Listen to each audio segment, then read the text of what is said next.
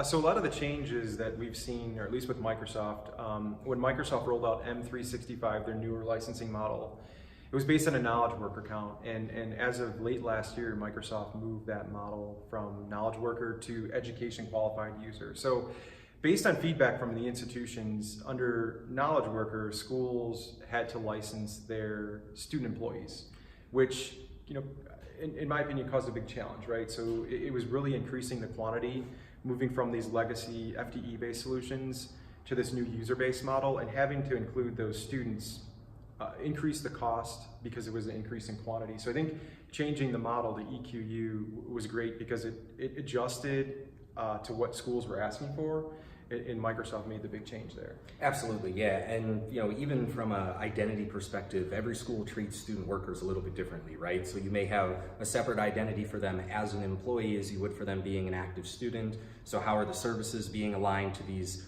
two different identities for the same person? I mean, to Mike's point, it just created a really big challenge for schools in trying to evaluate how do we segregate our users into these different user pools, whether it's going to be a paid user or an unpaid user. So the changes from last year are really helping to make the process a little easier for schools to understand. It's pulling out the student employees and also volunteers too, so that's something else that's changed. And they adjusted the language a little bit. There was a big focus on whether or not an employee had access to a qualified device when they initially rolled out the new offerings under knowledge worker.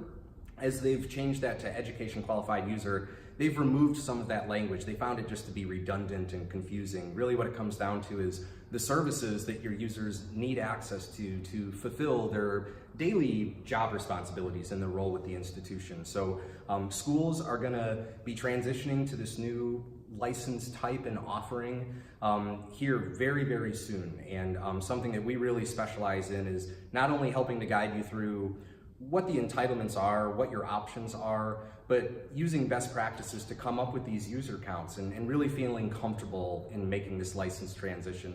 It's going to have a big impact on your institution.